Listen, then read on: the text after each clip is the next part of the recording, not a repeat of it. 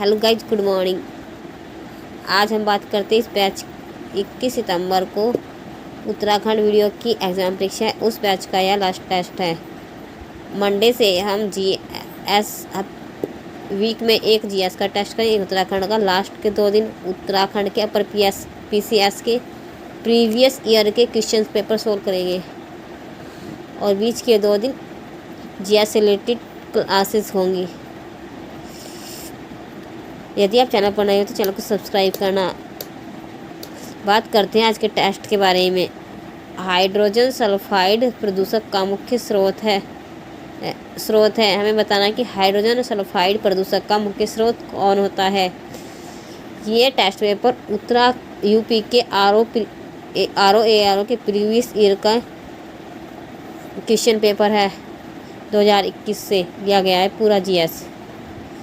बात करते हैं तो इसका राइट आंसर है ऑप्शन ए, सड़ते वनस्पति एवं पशु पदार्थों के माध्यम से।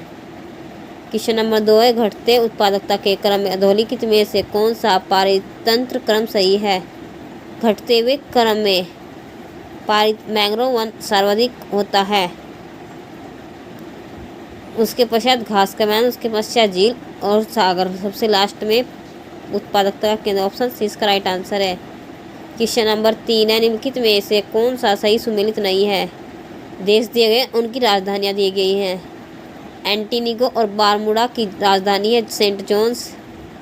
डोमिनिका की राजधानी, इसकी राजधानी सेंट डोमिनिका नहीं बल्कि रासेउ है। ऑप्शन बी इसका राइट आंसर जो सही सुमेलित नहीं है। क्वेश्चन नंबर 4 है, जीवाश्म ईंधन के बाद भारतवर्ष की ऊर्जा आवश्यकताओं की पूर्ति के लिए दूसरा सबसे महत्वपूर्ण स्रोत कौन सा है।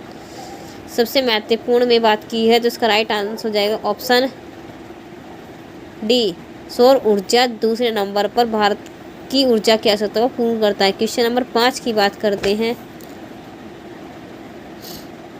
निम्नलिखित भारतीय नगरों में मनील बस्तियों का प्रतिशत 2011 की जनगणना के अनुसार सबसे कम रहा है।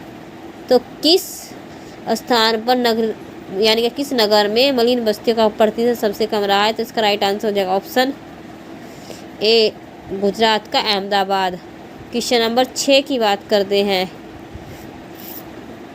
क्वेश्चन नंबर 6, निम्नलिखित घटनाओं पर विचार कीजिए, उन्हें काल क्रमानुसार व्यवस्थित कीजिए।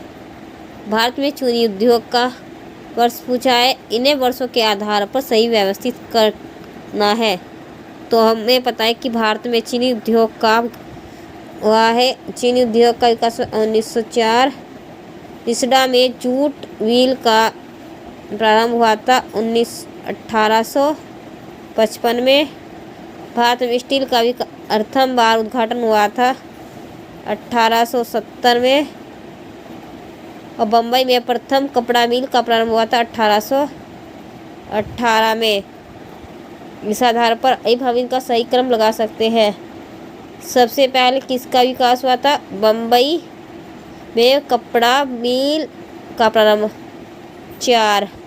तो ऑप्शन बी में इसका राइट आंसर है 4 से स्टार्ट हो रहा है, option B. Question number 7, Djibouti आचार संहिता संबंधित है। तो हमें बताना है कि जिबूती आचार संहिता किससे, परमाणु परीक्षण संचालन सिद्धांत से। Option D. क्वेश्चन नंबर 8 है, कौन सा तत्व सरसों में तेल की मात्रा बढ़ाने में अत्यधिक उपयोगी होता है। तो कौन सा तत्व अत्यधिक होता है सरसों में तेल की मात्रा बढ़ाने के लिए। तो इसका राइट आंसर हो जाएगा option B, sulphur. Question number 9, निम्नलिखित घटना पर विचार कीजिए और इन्हें कालक्रमानुसार व्यवस्थित कीजिए। लाला हरदयाल द्वारा गदर पार्टी की स्थापना कब की गई थी। सैन फ्रांसिस्को में 1913 में। गोपाल कृष्ण गोखले द्वारा सर्वेंट ऑफ इंडिया सोसाइटी की स्थापना की गई थी 1905 में। हिक्की के बंगाल गजट का प्रकाशन हुआ था 1780 में। सर विलियम जोन्स द्वारा बंगाल एशियाटिक सोसाइटी की स्थापना हुई थी 1832 में। तो इन सनों के आधार पर हम इसका सही क्रम लगा सकेंगे। सबसे पहले किसकी स्थापना हुई थी? बंगाल गजट की 1780। 3 ऑप्शन डी इसका राइट आंसर, जो थर्ड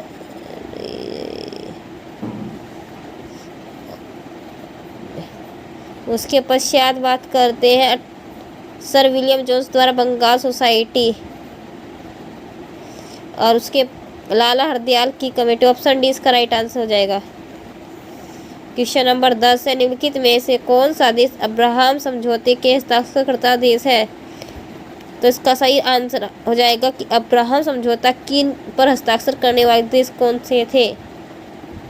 तो इनमें आता इजराइल, संयुक्त अरब अमीरात, Bahrain. Option C Morocco, Sudan. इन देशों ने अब्राहम समझौते पर हस्ताक्षर किए थे। कब किए थे? 1920 में।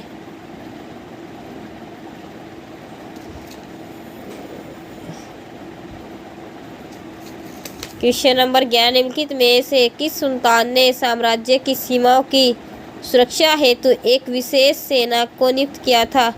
तो यह विशेष सेना बनाई थी दिल्ली सल्तनत में। इसका राइट आंसर हो जाएगा ऑप्शन डी, अलाउद्दीन खिलजी द्वारा।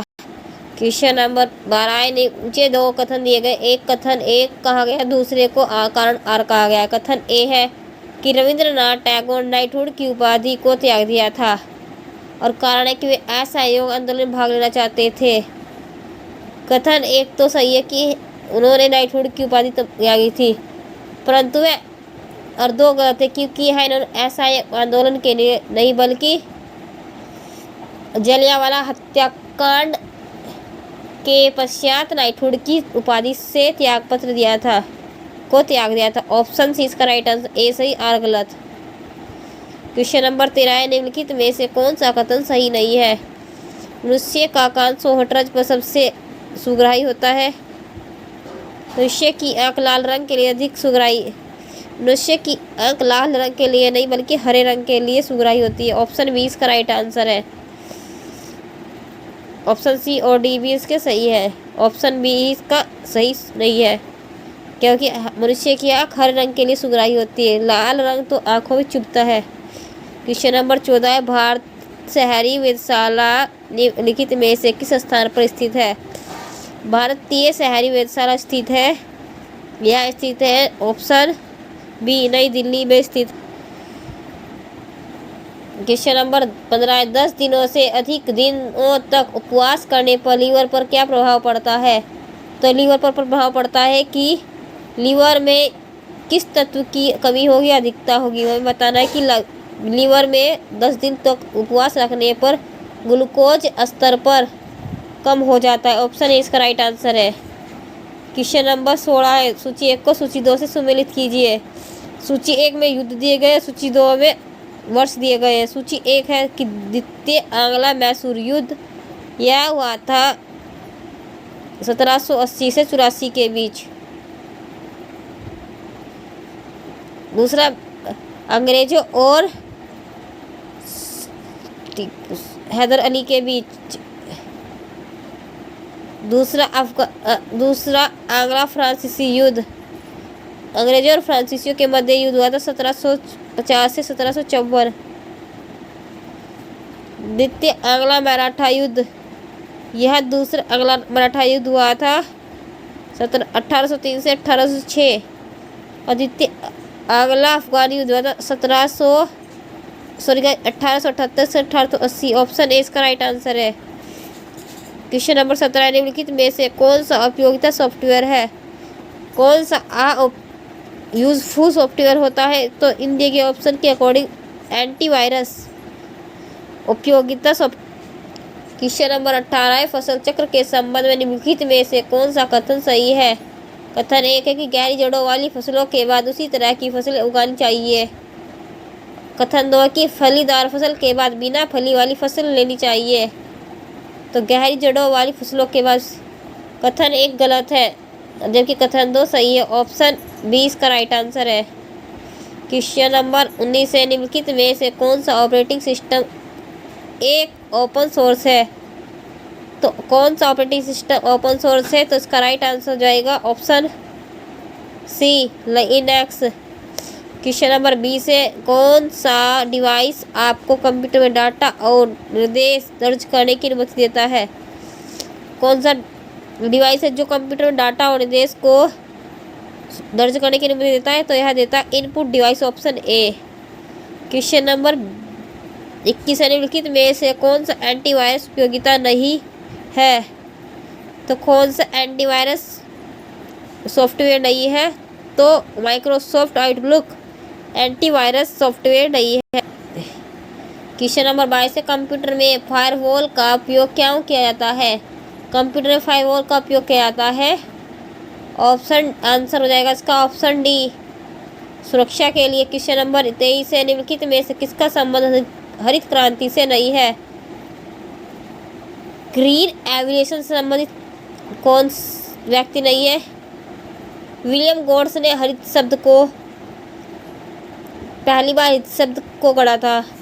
नॉर्मन बोरलैग जो थे, इन्होंने अमेरिका के थे, ये इन्होंने हरित क्रांति चलाई थी। और भारत में हरित क्रांति के जनक कहा जाता है MS स्वामीनाथन को, और विश्व में कहा जाता है नॉर्मन बोरलैग को। और PC महालनोबिस थे सांख्यिकी के जनक, और इन्हें भारत में द्वितीय पंचवर्षीय योजना मॉडल बनाया था। क्वेश्चन नंबर 24 है, निम्नलिखित में से कौन व्यापार संबंधी वस्तु विनिमय प्रणाली में कोई बाधा नहीं है? तो कौन सी वस्तु विनिमय प्रणाली में व्यापार संबंधी बाधा उत्पन्न नहीं करती?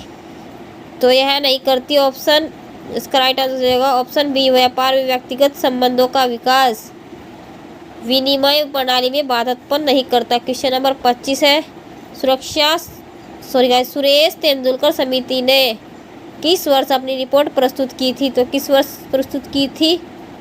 यह समिति थी गरीबी से संबंधित, ऑप्शन नंबर सी आ रहा, इसका राइट आंसर हो जाएगा 2009 में प्रस्तुत की थी। क्वेश्चन नंबर 26 है, प्रस्तावना में राष्ट्र की एकता और अखंडता शब्दों का उद्देश्य किस मौलिक सिद्धांत को बढ़ावा देता है? तो यह बढ़ावा देता है बंधुता को, ऑप्शन सी। क्वेश्चन नंबर 27 है, भारतीय संविधान का कौन सा अनुच्छेद भाषण और अभिव्यक्ति की स्वतंत्रता की गारंटी देता है? तो यह देता है भाषण और अभिव्यक्ति की स्वतंत्रता दी गई है आर्टिकल 19 में।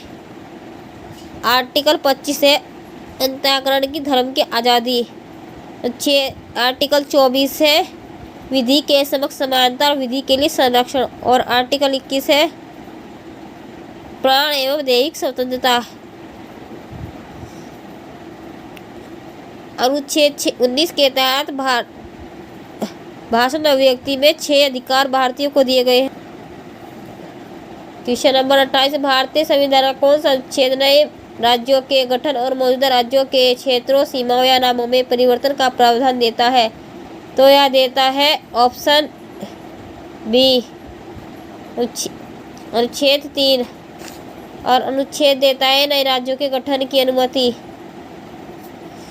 राज्यों की सीमा में परिवर्तन या नाम में परिवर्तन। अनुच्छेद 2 के तहत अनुच्छेद 1 में भारत राज्यों का संघ की बात कही गई। अनुच्छेद 4 में अनुच्छेद 2 और 3 के तहत परिवर्तन किया जाता है। क्वेश्चन नंबर 29 से, भारतीय संविधान का कौन सा भाग राज्य के नीति निर्देशक सिद्धांतों से संबंधित है? DPSP की बात कर रहा है कि DPSP किस भाग में है? भाग 2 में नागरिकता, भाग 3 में मौलिक अधिकार, भाग 4 में DPSP और भाग 5 में संघ और उसका राज्य क्षेत्र। तो राइट आंसर हो जाएगा ऑप्शन ए। क्वेश्चन नंबर 30 है, भारत के संविधान की किस अनुसूची के अनुसार साइबर अपराध राज्यों के विषय के अंतर्गत आते हैं? साइबर अपराध किस अनुसूची के अनुसार भारत के राज्यों के अंतर्गत आते हैं? तो यह आते हैं 7वीं अनुसूची के अनुसार। गाइस, वीडियो पसंद आई तो वीडियो को लाइक करना, चैनल को सब्सक्राइब करना, अपने दोस्तों के साथ शेयर करना। धन्यवाद।